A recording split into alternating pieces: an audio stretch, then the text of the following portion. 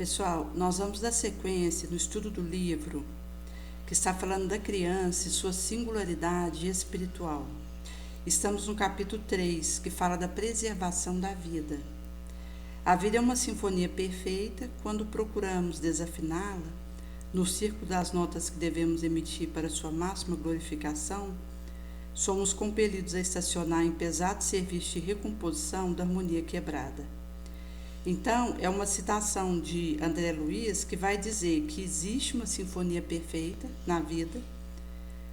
Quando procuramos desafiná-la no círculo da nota que devamos emitir para sua glorificação máxima, seremos compelidos a estacionar em serviço pesado de recomposição da harmonia quebrada, onde precisaremos fazer essa recomposição nesse serviço doloroso para que seja feito esse conserto da harmonia quebrada.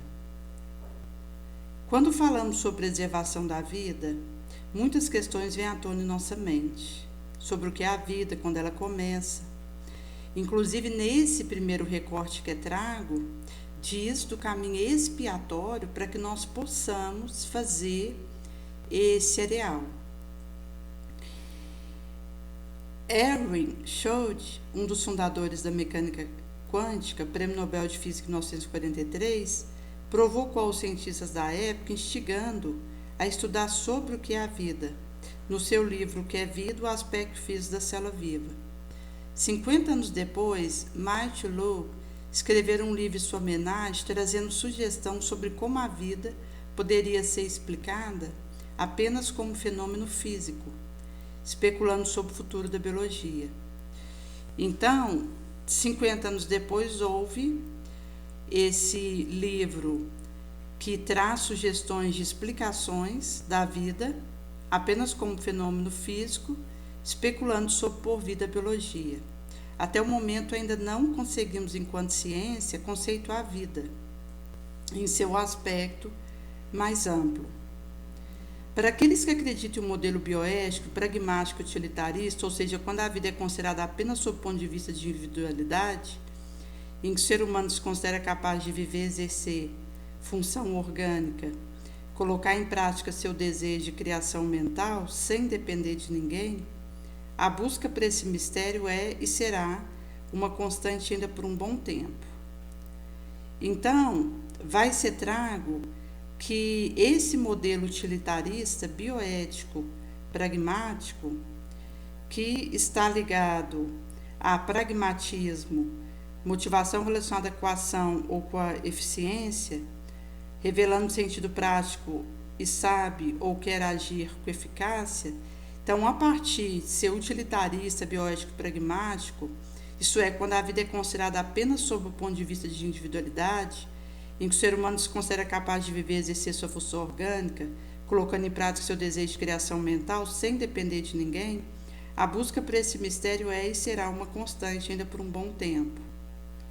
Em contrapartida, a cada dia, sob o paradigma espiritualista, fica mais difícil aceitarmos a vida sem a presença de um ser sematerial, que dirija e que seja responsável pela sua organização e pela sua destinação. Muitas foram as teorias na comunidade científica levantadas ao longo do tempo para explicar a formação de um ser humano, sem o comando de um ser inteligente. Então, houveram teorias levantadas para explicar formar um ser humano sem comando de ser inteligente. Entre hipóteses está a formação e evolução ao acaso, a qual cientificamente ainda não se consegue aceitar, visto que necessitaríamos de mais tempo do que a idade do nosso planeta para que isso pudesse acontecer. Então, traz uma dessas hipóteses, que é formar e evoluir ao acaso, a qual cientificamente ainda não se consegue aceitar, visto que necessitaríamos de mais tempo do que a idade do nosso planeta para que isso pudesse acontecer. Para ilustrar esse acaso, podemos dizer que o corpo humano é formado por células, que se organizam em tecidos, que por sua vez constituem órgão e sistema, todos funcionando em harmonia com um único propósito, garantir a manutenção da existência humana. Então, existe diferentes células que se organizam em tecidos, estes em órgãos e sistemas, todos funcionando em harmonia com o propósito de garantir a manutenção da existência orgânica. Para que esse sistema complexo, com sua peculiaridade individual, evoluísse por acaso, biólogos e matemáticos calcularam que a probabilidade disso ocorrer é de 10 elevado a 1000 contra 1, ou seja, uma impossibilidade estatística. Assim, isso refuta a teoria da formação ao acaso, porque se fosse dessa forma, a probabilidade seria de 10 elevado a 1000 contra 1, que patenteia impossibilidade estatística. Com o fim da primeira fase do projeto Genoma, os cientistas tinham esperança de explicar, por meio do gene, todo o desenvolvimento do ser humano. Então, houve a esperança, com o fim da primeira fase do projeto Genoma, de explicar, por meio dos genes, o desenvolvimento do ser humano. As respostas de análise de projeto, porém, foram frustradas, vez que demonstraram que o ser humano possui cerca de 25.000 genes, apenas 300 genes a mais do que um rato. Somos apenas 0,16% diferentes dos chimpanzés. A conclusão final do projeto Genoma é que os genes por si só não explicam nosso jeito de ser, nem nossas funções, como capacidade de ter memória, falar, criar, nos comunicar. Onde estaria essa grande diferença em tão poucos genes? Nesse sentido, que a atual ciência ainda não consegue explicar formar um ser tridimensional a partir de uma única célula, o zigoto. Então, não há uma explicação pela ciência atual da formação de um ser tridimensional a partir de uma única célula, o zigoto. Do mesmo modo, não consegue explicar como a célula de um organismo, portadora de um núcleo com a mesma carga genética, seja tão diferente entre si, com forma e função tão diversificada, extremamente especializada e complexa, como neurônio, hepatócito, célula sanguínea com sua diferente função. Então, as células de um organismo portadoras de um núcleo com carga genética igual têm muitas diferenças entre si, o que também a ciência atual não consegue explicar, onde existem funções e formas diversificadas, extremamente especializadas e complexas, como hepatócito, célula sanguínea e neurônio, com suas respectivas funções, que vai trazer a gama de atuações de cada uma. O homem, enfim, nunca conseguiria produzir uma molécula de vida em laboratório. Pôde muitas vezes utilizar a célula existente com capacidade de diferenciar-se em diversos tecidos, como é o caso da célula totipotente ou multipotente, e das que se diferenciam em tecido específico, como, por exemplo, medula óssea, que produz célula-tronco. Então, o homem não conseguiu produzir uma molécula de vida em laboratório, só pôde utilizar as células existentes com capacidade de se diferenciar em diversos tecidos, como são as células totipotentes e multipotentes, e das que se diferenciam em tecidos específicos, como, por exemplo, medula óssea, que produz célula-tronco. Então, se usar a totipotente ou multipotente, é possível fazer a diferenciação disso em tecidos diversos. E também se usarmos tecidos específicos, como a medula óssea, que a partir disso é possível produzir célula-tronco. Aqui exemplificamos a dificuldade que a ciência ao longo do tempo tem encontrado em tentar explicar a vida apenas sob o ponto de vista material. A seguir mostraremos alguns cientistas que acreditam na existência de algo a mais, associado à matéria, que estrutura e dirige a formação do organismo humano, dada a sua complexidade. Francis Crick, um dos descobridores da dupla hélice de DNA, perante o mistério da origem, declarara que um homem sensato, armado de todo o saber à nossa disposição hoje, teria a obrigação de afirmar que a origem da vida parece atualmente dever ser um milagre. Tantas condições se unidas para viabilizá-la. Então ele declara que o homem sensato, armado de todo o saber à nossa disposição atualmente, seria obrigado a afirmar que a origem da vida parece, hoje, dever ser um milagre. Tantas são as condições reunidas para sua viabilização. Rupert Sheldrake, biólogo e pesquisador inglês, crê que o sistema vivo é por demais complexo e está baseado em informações altamente eficientes, oriundas de um campo imaterial, estruturador de forma, o campo mórfico ou morfogenético, que seria responsável pela formação do ser. Então, vai ser trago que isso está baseado em informação altamente eficiente, oriunda de um campo imaterial, estruturador de forma, o campo morfogenético ou mórfico, que seria responsável pela formação do ser. O Dr. Hernani Guimarães Andrade, no Brasil, que fundara e preside o Instituto de Pesquisa Psicobiofísica, desencarnado em 2003, concordava com essa teoria e chamou esse campo de modelo organizador biológico. No livro A Gênese, Kardec esclarece que quando o espírito tem de encarnar num corpo humano em via de formação, um laço fluídico que mais não é do que uma expansão do seu perispírito, liga ao germe que o atrai por uma força irresistível desde o momento da concepção. À medida que o germe se desenvolve, o laço se encurta sob a influência do princípio vital e material do germe, perispírito, que possui certa propriedade da matéria. Se une molécula a molécula ao corpo em formação, donde pode dizer-se que o espírito, por intermédio de seu perispírito, se enraiza, de certa maneira, nesse germe, como uma planta na terra. Então, vai explicar que o espírito que vai encarnar num corpo em via de formação, o laço fluídico, que é uma expansão do seu perispírito, liga ao germe que o atrai por uma força irresistível, desde o momento conceptivo. À medida que esse germe se desenvolve, o laço se encurta, sob a influência do princípio vital e material do germe, o perispírito, que possui certas propriedades da matéria, se une molécula a molécula ao corpo em formação, donde o poder dizer-se que o espírito, por intermédio do seu perispírito, se enraiza, de certa maneira, nesse germe, como uma planta na terra.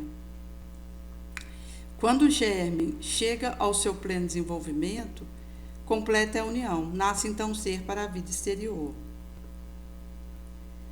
Em Missionários da Luz, André Luiz relata a forma reduzida de Segismundo, como vigoroso modelo, seu perispírito, atuará como imã entre limalha de ferro, dando forma consistente à sua futura manifestação no cenário da crosta. Então, ambos os textos reforçam a ideia da MOB sugerido por Hernani, pelo fato de que a forma reduzida de Segismundo como vigoroso modelo, que é o seu perispírito, atua como imã entre a limalha de ferro, dando forma consistente à sua futura manifestação no cenário da crosta. Ambos os textos reforçam a ideia do MOB. Kardec, em A Gênese, complementa dizendo que o perispírito, ou corpo fluídico do espírito, é o envoltório sutil que lhe serve de intermediário para atuar na matéria física ou no plano em que se encontre. Então, Kardec, em A Gênese, vai complementar, trazendo que o perispírito, ou corpo fluido do espírito, é o sutil envoltório que lhe serve de intermediário, visando atuar na matéria física ou no plano em que se encontra. O espírito, que é o princípio inteligente do universo, condensa o fluido cósmico em torno do seu poderoso foco, a fim de poder interagir nos planos que estagia. Não se extingue com a morte física.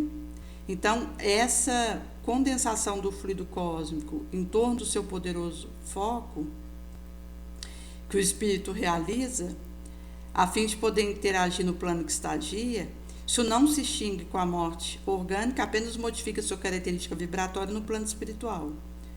A natureza do envoltório sutil está na dependência do grau de adiantamento moral do espírito. Então, quanto mais elevado o espírito, mais esse eventório sutil é rarefeito, eterizado, porque vai acontecendo uma sutilização, uma espiritualização do ser que vai eterizando o seu perispírito. É nesse sentido que na Terra a gente ainda tem um perispírito bastante condensado se comparado com perispíritos de espíritos superiores que estão em outros orbens acima da Terra.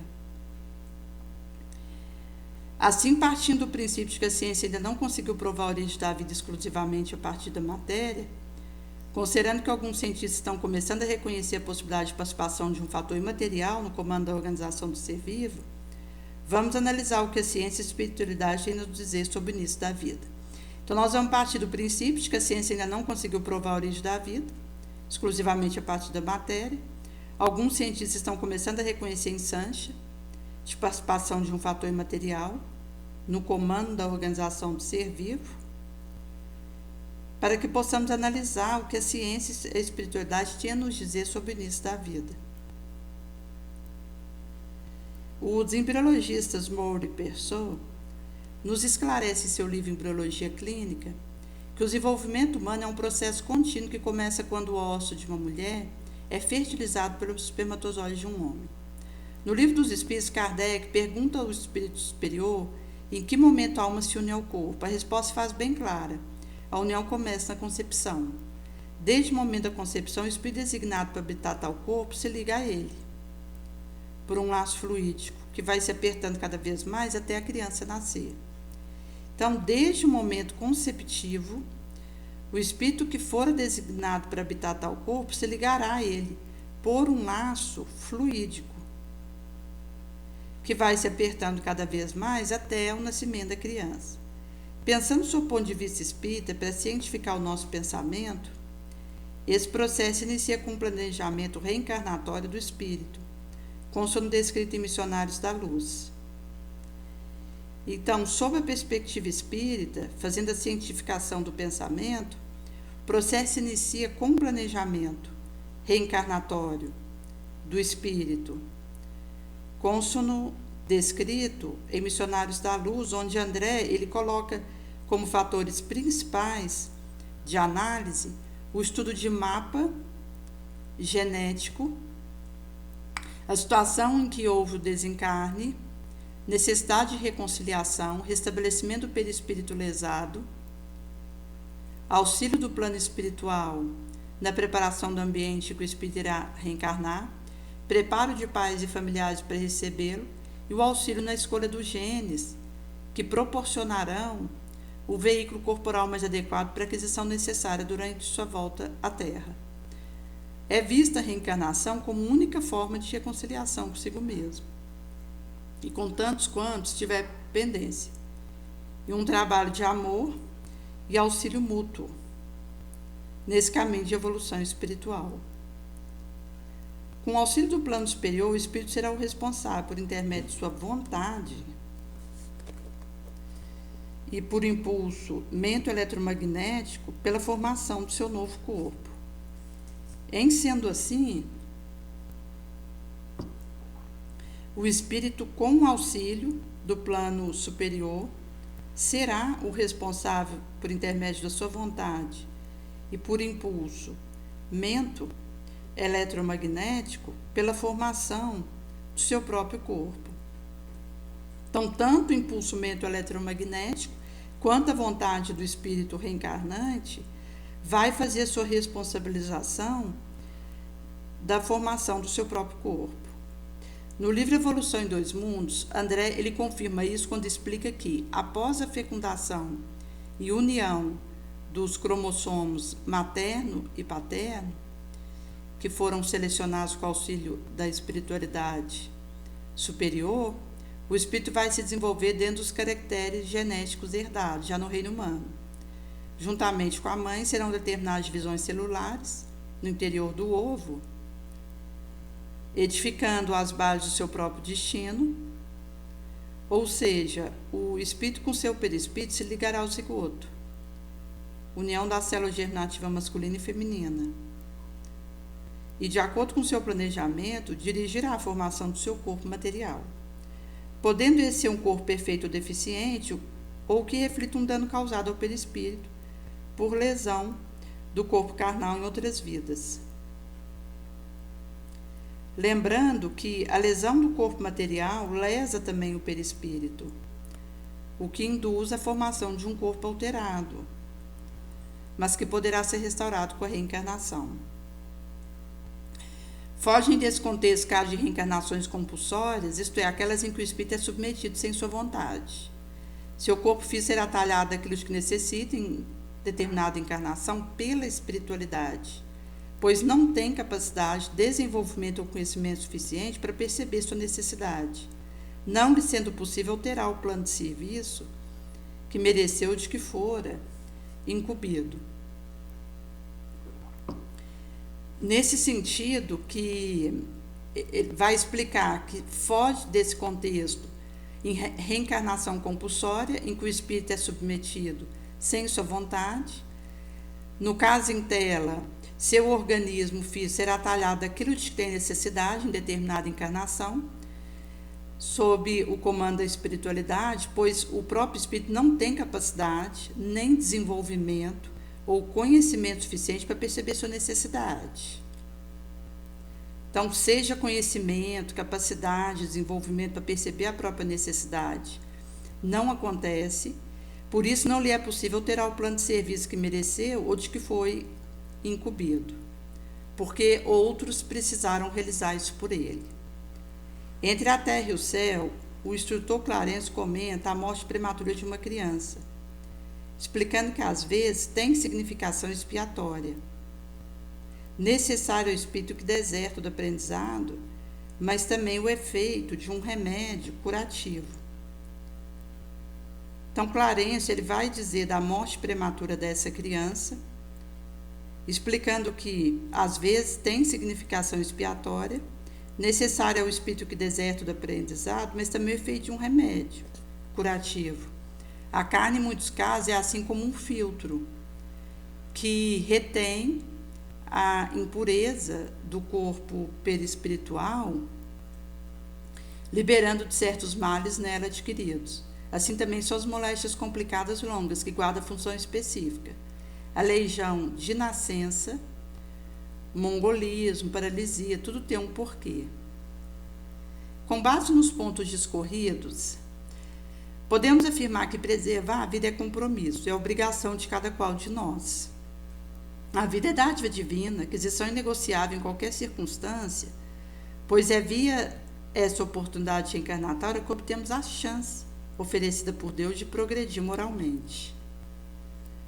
Então, vai explicar que a vida é dádiva divina, é uma inegociável aquisição em qualquer circunstância, pois é por meio dessa instância reencarnatória que obtemos chance oferecida por Deus de progredirmos moralmente.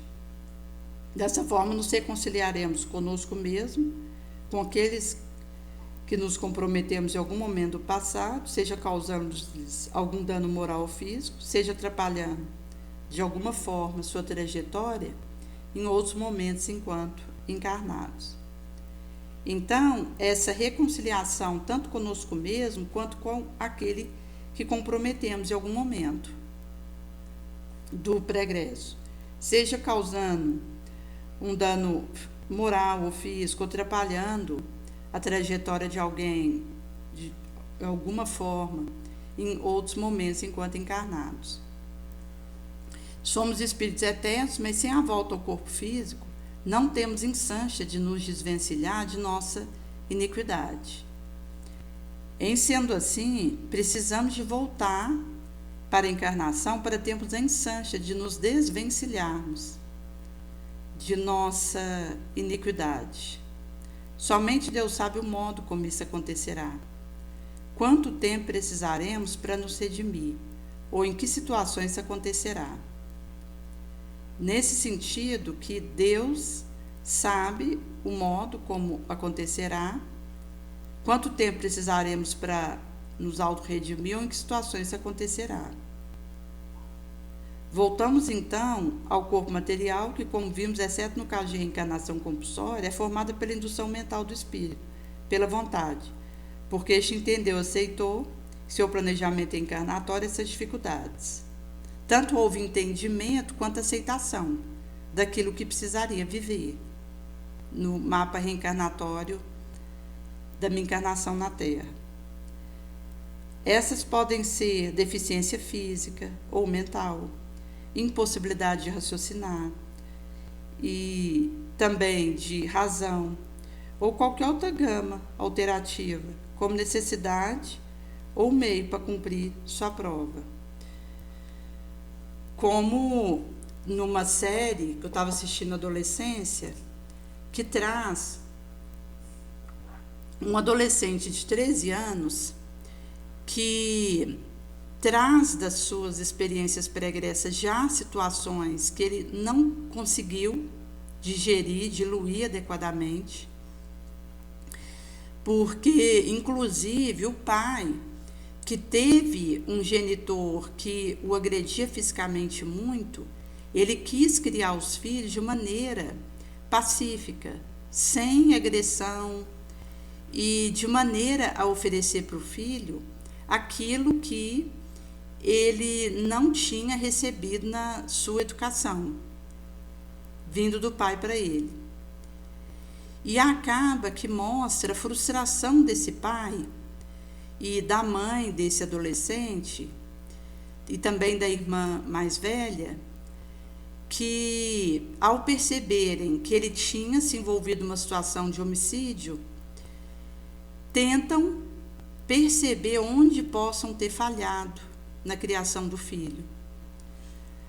A irmã, ela é alguns anos mais velha do que ele, mas ela mostra uma visão e uma maturidade que ele não tem. Então, isso traz, como que isso está no espírito, nas vivências que o espírito traz até ali.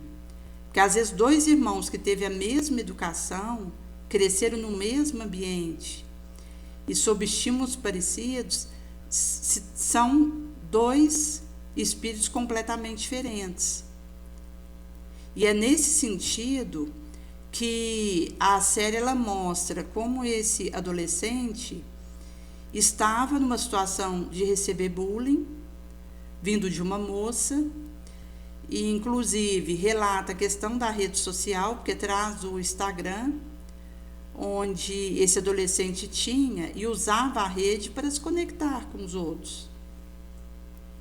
Mas colocava algumas coisas ali daquilo que ele conversava com os colegas, e acaba que essa jovem que veio a ser esfaqueada por ele, que é uma adolescente que estudava ali no mesmo colégio que ele, segundo relatos tragos do próprio Instagram dele, estava falando situações sobre ele agressivas, das quais os outros estavam rindo dele por causa disso, e ele entendia como bullying na sua direção.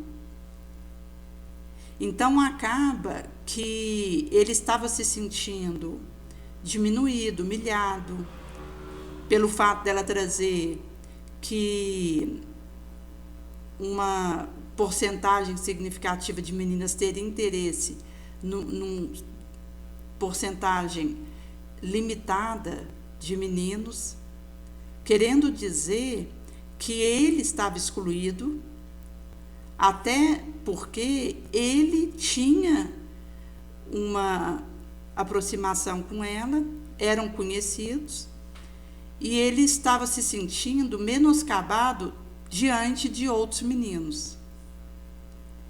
Então, foi uma situação em que ele não conseguiu digerir, administrar, e isso, inclusive, quando acontece, encontra a carência no indivíduo, o materialismo, e isso vai vir a fluxo quando o adolescente ele não consegue ouvir determinados comentários na sua direção e largar para lá, tendo uma proteção para lidar com o que acontece no seu entorno, porque mostra um espírito fragilizado e às vezes até que em outra existência cometeu mais crimes. Nessa, ele cometeu uma, porque significa que já está tendo algum tipo de avanço, porque nós não retroagimos.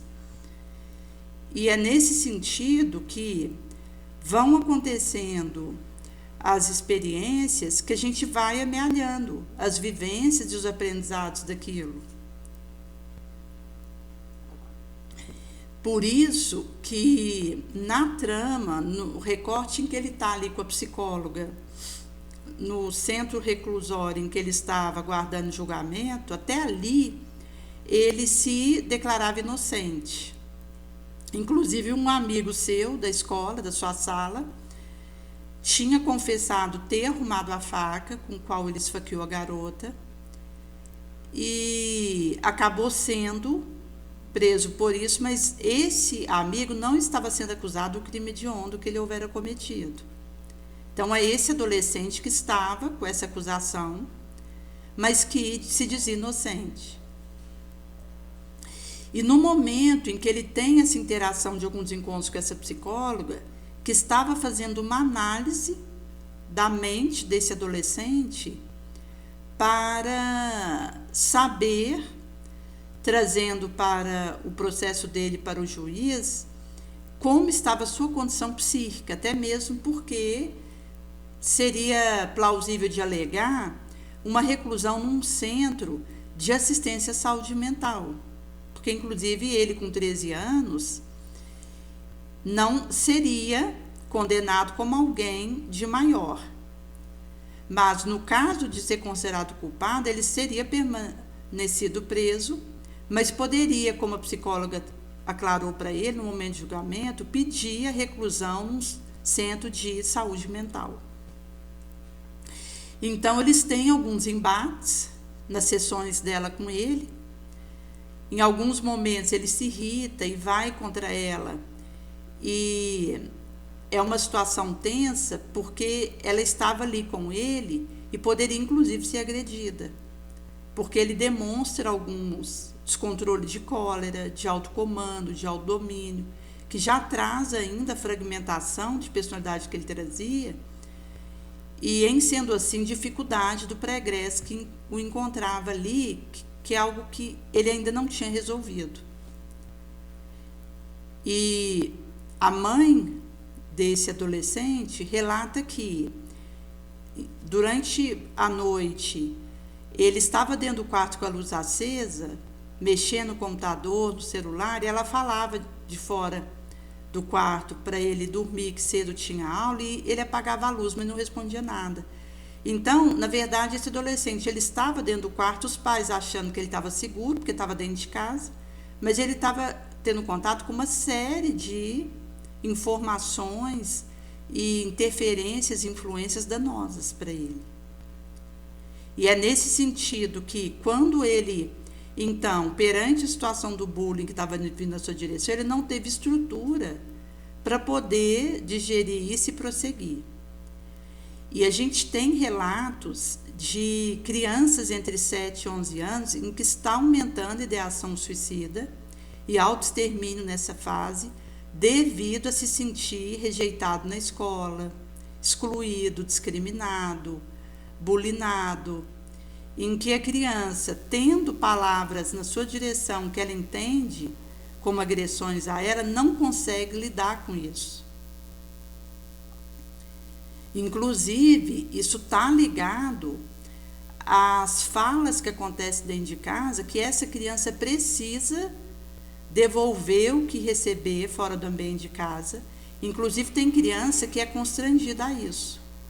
Porque se ela chega em casa machucada e diz que não machucou de volta, ela vai ser agredida em casa.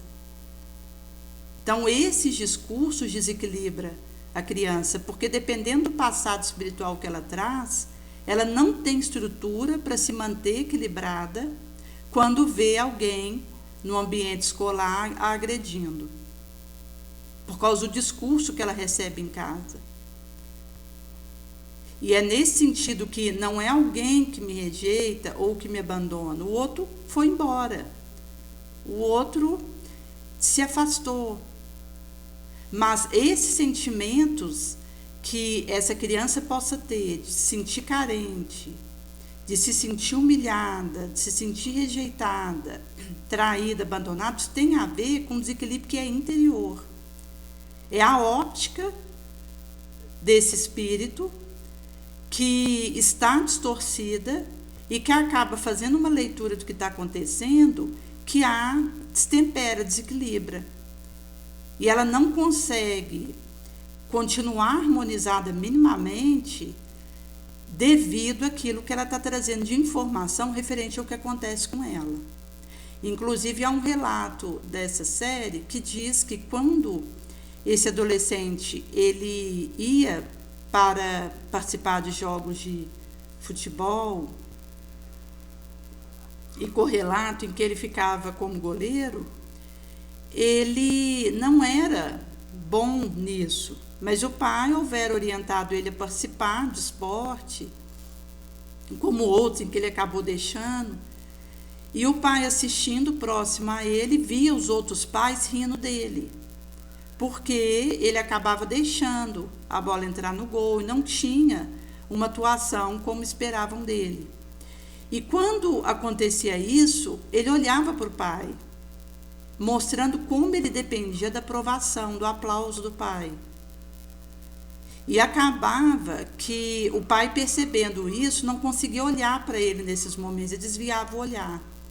Ele não conseguia fazer esse acolhimento da situação do filho nesse momento, mostrando que para esse pai era importante o filho se defender agredindo, não receber desaforo, não deixar que fizessem sarcasmo com ele. Então, essas coisas vão sendo assimiladas pela criança, que passa a compreender que alguém, num ambiente escolar, que a coloque numa situação de ridículo, é insustentável, porque isso para ela significa ser rejeitado pelo genitor. Não se aceita, também em casa. Então, se essa criança sente que o genitor não pode olhar para ela na situação que ela vive, porque não tolera a vergonha que ela passa, ela percebe que aquilo é muito grande, acha que aquilo é um elefante, quanto que é um mosquito, uma situação insignificante, que vem de fora e que, portanto, pertence ao outro. Cabendo essa criança separar o que está acontecendo com alguém dela e prosseguir a sua trajetória. Mas se para a educação que ela recebeu isso é muito grande, muito importante, ela vai entender que se ela não recebe isso no ambiente que ela está com os colegas, o mundo dela desmoronou, levando inclusive a audições criminosas, a ideação suicida, automutilação, autoextermínio, que envolvem aí as situações desse porte consequenciais, que vêm desse estado de coisa. Porque se para esse genitor alguém aplaudir esse filho fosse insignificante, se ele desse o devido valor para aquilo que vem de fora, quando esse filho recebesse vaia dos pais, dos colegas, dos outros colegas, da plateia que estava ali naquele jogo, para esse pai seria insignificante, isso irrelevante. Então, quando esse filho olhasse para ele, ele poderia estar ali com ele acolhendo, percebendo que isso não tinha valor. O que importava era o que ele estava cultivando dentro dele. Era a bondade, era a utilidade, o perdão, a caridade. Então, isso muda aquilo que é referencial para a criança. E por isso que modifica a maneira como ela lida com aquilo que vive. É nesse sentido que vai ser trago um subsequente que, em última instância, o lar nos envolve, em vibração amorosa e fraternosa. E só essas são as únicas formas que realmente nos tocam. Então, em última instância, o lar nos envolve em vibração de fraternidade e amor, só essas são as únicas formas que realmente nos tocam. Por isso que aquilo que é dito ser valor em casa tem tanto peso. E dependendo daquilo que para esse genitor é importante, essa criança, ela se sente desmoronar, esmagar. sem estrutura para poder juntar seus pedaços e se manter harmonizada, para lidar com o que esteja acontecendo. Perante isso, só podemos agradecer toda e qualquer forma de reencarnação, pois nos foi designada de acordo com a nossa necessidade para atingir nosso objetivo, que é apenas um: evoluir moralmente, progredir. Então, o objetivo de estarmos encarnados é a evolução moral, é progredir, é fazer o bem. Aos nossos pais, só temos que agradecer, especialmente às mães, que só é aceita como filho espírito ligado a infortúnio de vida passada. Ademais, muitas renunciam ao seu bem-estar com o objetivo de auxiliar o espírito nessa jornada, tantas vezes dura, cheia de percalço. Então, vai trazer aí a participação dos genitores e da importância e da responsabilidade de que estão revestidos. É nesse sentido que vai ser trago no subsequente que essas informações que recebemos do plano espiritual via obras espíritas, especial de André Luiz, e mesmo com toda a incógnita da ciência, constatamos que o espírito é eterno, ou seja, não tem pausa na sua existência, é um contínuo, transitando entre a vida encarnada e desencarnada, nos dois planos de existência. Portanto, interrupção desse contínuo em qualquer momento, inclusive na gestação, na velhice, no momento angustioso de nossa vida por doença ou dificuldade, nada mais é do que interromper a instância de regenerar. Então, nada mais seria interromper a oportunidade que temos de regeneração. Por isso que a gente tem que abraçar a oportunidade da encarnação e dar o nosso melhor, no limiar da nossa força. Considerando que essa oportunidade é dada por Deus, ninguém tem o direito de interferir ou decidir por esse espírito. Nem a mãe, nem pai, nem médico, nem qualquer outro envolvido na diversa situação. Nem de decidir pelo outro ou de interferir. A vida é um bem disponível. No capítulo 5 vai ser falado um pouco do aborto. Viver é um desafio sublime, realizá-lo com sabedoria é uma bem-aventurança que se encontra à disposição de todo aquele que se resolva decididamente por avançar, autossuperar-se e alcançar comunhão com Deus. Então vai ser trago desse desafio sublime, que é viver. Realizá-lo com sabedoria é uma bem-aventurança que se encontra à disposição de todo aquele que se resolva decididamente por avançar, se autossuperar e alcançar a comunhão com Deus. Na questão 880 do Livro dos Espíritos, Kardec pergunta qual é o primeiro de todos os direitos naturais do homem.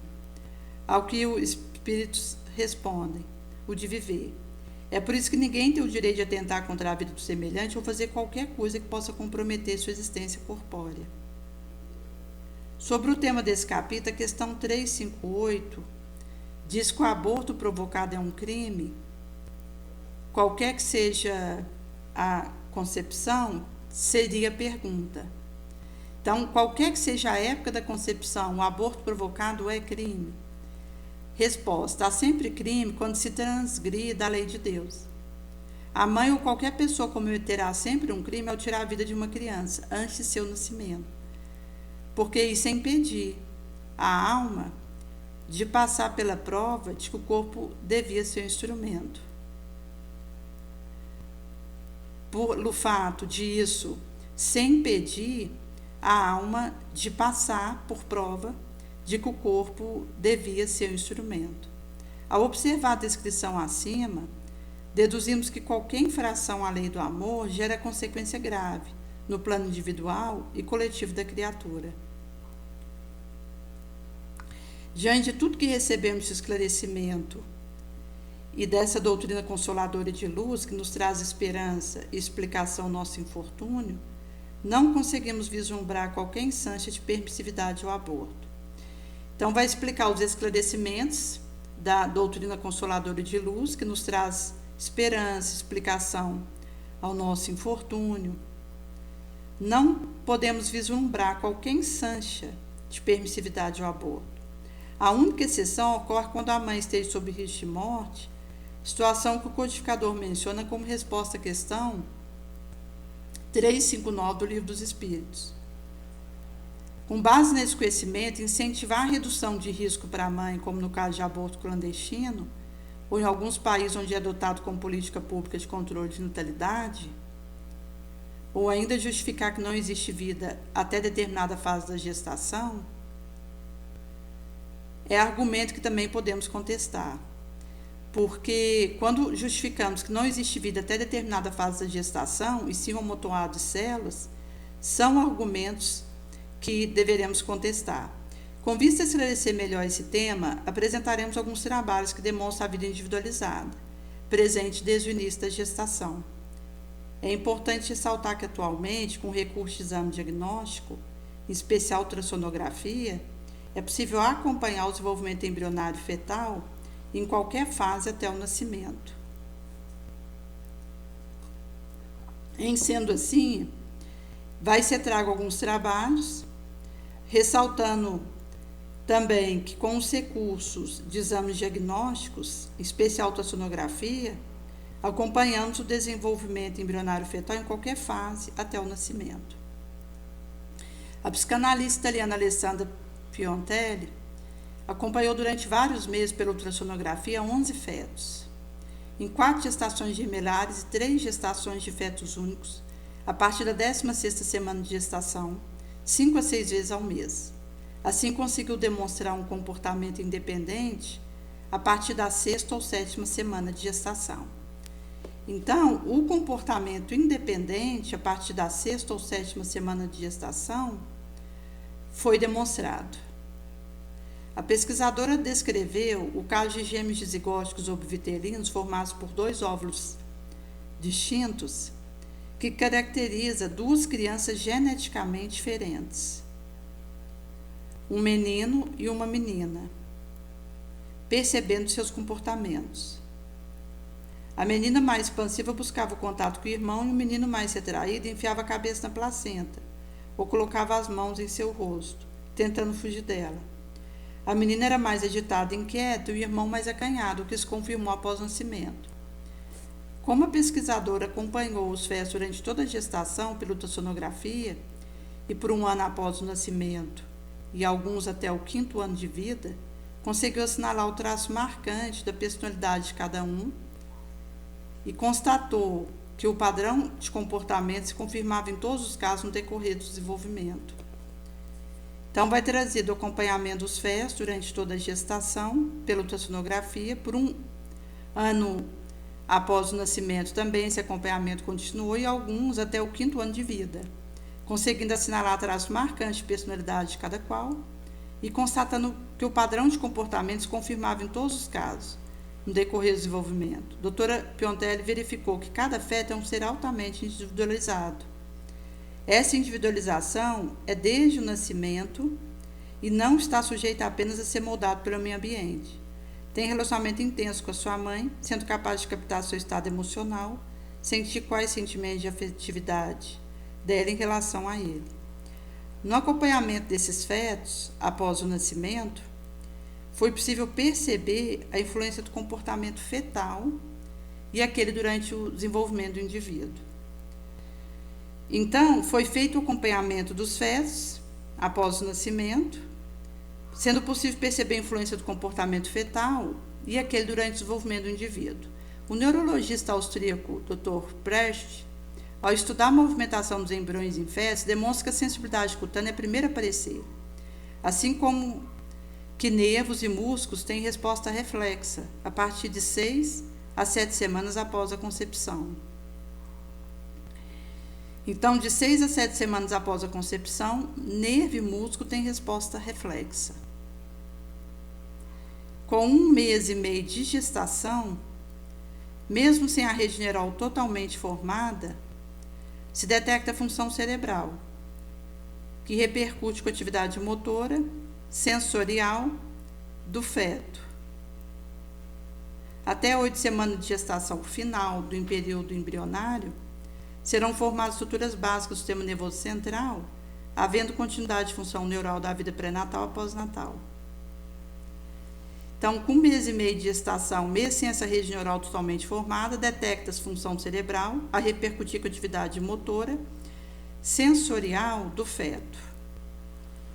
Até 8 semanas de gestação, final do período embrionário, é formada a estrutura básica do sistema nervoso central, havendo continuidade de função neural da vida pré-natal a pós-natal. Além da resposta motora de embrião e feto, a psicóloga Joanna Way defende que o feto tem uma vida emocional. Ele sente, tem emoção, experimenta prazer, desprazer, dor, tristeza, angústia, bem-estar e é capaz de relacionar-se com sua mãe, captando seu estado emocional e sua relação afetiva com ele. Segundo a estudiosa, toda experiência biológica ocorrida com o ser desde a formação de cada uma de suas células básicas, componentes, espermatozoide e óvulo, são registrados em um protomente, por meio do que chamamos de memória celular. Então, vai ser trago dessas emoções que o feto tem, trazendo aí sobre sua vida emocional, que consegue se relacionar com sua mãe, capta seu estado emocional e sua relação afetiva com ele. Todas as experiências biológicas, segundo a estudiosa, ocorridas com o ser desde a formação de cada uma de suas células básicas componentes, espermatozoide e óvulo, são registradas em um protomente, por meio do qual chamamos de memória celular. Nesse sentido, que além de emoção, para o psiquiatra canadense Thomas Verne, o feto é capaz de experimentar sentimento de caráter fisiológico, como temor e ansiedade, desencadeado pela liberação de catecolamina no sangue. Então, vai ser trago que, além da emoção, o feto também experimenta sentimentos de caráter fisiológico, como ansiedade, temor, desencadeado pela liberação de catecolamina no sangue. O pesquisador demonstra isso em estudo de caso e, por recém-nascido, recusa o peito materno, mas aceita o de outras mães. Ele explica que esse bebê foi rejeitado por sua mãe na gestação, quando essa teve a intenção de abortá-lo, e só não seguiu adiante porque o pai não concordou. Esses estudos vão mostrar que o feto tem resposta motora, vida emocional e sentimental própria. Então, o feto vai ter tanto a resposta motora, vida emocional e sentimental própria. O feto é capaz de sentir se sua mãe está triste ou feliz, sentir vibração do ambiente e som. Então, se sua mãe está triste ou feliz, o feto sente. Também as vibrações do ambiente, sons, batimento cardíaco materno, trato gastrointestinal, a voz de sua mãe, são os primeiros sons a serem reconhecidos ao nascimento. Então, tanto o batimento cardíaco materno, trato gastrointestinal e a voz da sua mãe são os primeiros sons a ser reconhecidos ao nascimento. Além disso, o bebê pode associar som a sentimento demonstrado por sua mãe, pois na vigência de situação estressante, a mãe produz hormônio que passa para seu bebê, causando-lhe aumento de frequência cardíaca e outras sensações desconfortáveis. Então, o bebê pode fazer associação do som a sentimento demonstrado por sua mãe, pois na vigência de situação estressante, as mães produzem hormônios que passam para seus bebês, causando-lhes aumento da frequência cardíaca e outras sensações desconfortáveis. No livro Entre a Terra e o Céu, o ministro Clarencio diz que a corrente de troca entre mãe e filho não se circunscreve à alimentação de natureza material, estende-se ao intercâmbio constante de diversa sensação. Essa explicação mostra relação com o estudo do Dr. Thomas, ou seja, é uma corrente de troca que não se circunscreverá à alimentação de natureza material, é um intercâmbio constante de sensação diversa. O ministro Clarence afirma que o trabalho da maternidade assemelha-se a delicado processo de modelagem, requisitando por isso muita cautela e harmonia para que a tarefa seja perfeita. Então, o trabalho da maternidade se assemelha a um processo delicado de modelagem. Por isso, requisita muita cautela e harmonia para que a tarefa seja perfeita. Tanto a questão do equilíbrio, quanto da vigilância, da cautela, do cuidado. A gestante tem um campo psíquico invadido pela impressão, a vibração do espírito, que lhe ocupa instância para servir de reincorporação no mundo. Inclusive, se é um desafeto do pregresso. Porque, então, essa mulher ela pode experimentar a volta de emoções difíceis que aconteceram no ontem, e que, inclusive, poderá significar alterações pós-parto depressivas, que, dependendo de quadro que isso acontece, pode ser grave. Inclusive, essa mulher precisando se afastar desse filho para não fazer algo contra ele, e também ser colocada numa internação para não fazer algo contra si mesma. É nesse sentido que o seu campo psíquico é invadido pela impressão, vibração do espírito que lhe ocupa em Sancha para o serviço de reincorporação no mundo. Assim como demonstrado pela ciência, evidências de vida fetal, desde o momento da fecundação, ou seja, muito antes das 12 semanas de vida, data limite em que se tenta aprovar o aborto no Brasil. Então, as evidências de vida do feto, desde o momento da fecundação, é demonstrado pela ciência, muito antes das 12 semanas de vida, data limite em que se tenta aprovar o aborto no Brasil. Muito antes disso, temos demonstração da individualidade desse ser, dependente, sim, de sua mãe para acolher, permitir seu desenvolvimento. Portanto, esse ser tem um direito, como qualquer outro, o retorno à vida. Direito esse dado por Deus e que só ele pode intervir.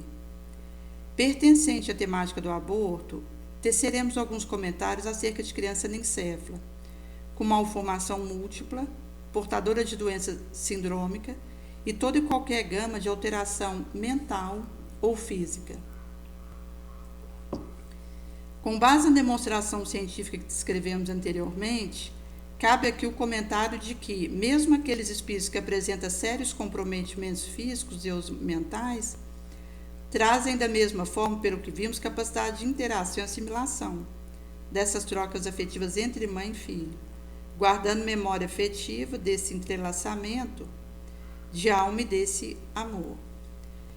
Então, mesmo aqueles espíritos que apresentam sérios comprometimentos mentais ou físicos, da mesma forma trazem a capacidade de interagir, assimilação de trocas afetivas entre mãe e filho, guarda a memória afetiva desse entrelaçamento de alma, desse amor. Assim sendo, consideramos que a reencarnação é a grande instância concedida pela providência divina de retornar à vida corporal e de reparar ética e moralmente esse espírito. Em sendo assim que podemos considerar a reencarnação essa oportunidade grande, concedida por Deus, na sua providência divina, de retorno à vida corporal e reparação ético-moral do espírito.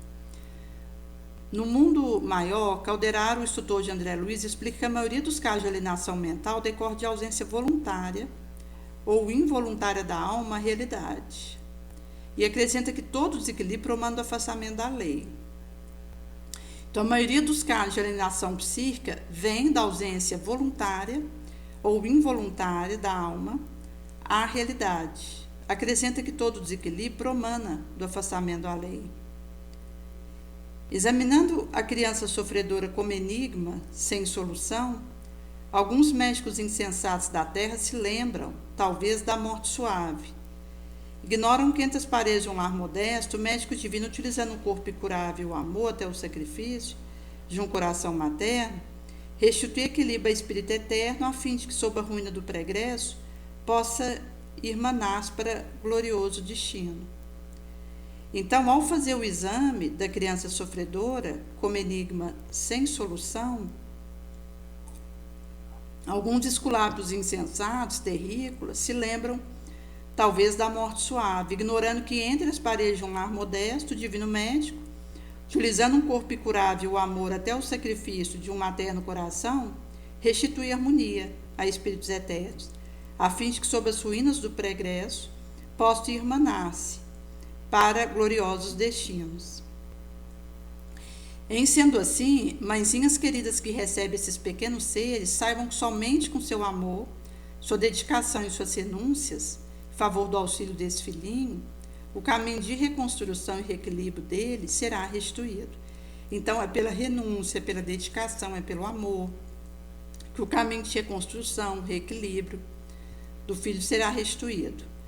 Fica fácil entender, sob o ponto de vista de imortal espírito que somos, que em toda situação existe um motivo, uma justa causa, por mais dura que pareça ser, que nos conduzirá à redenção.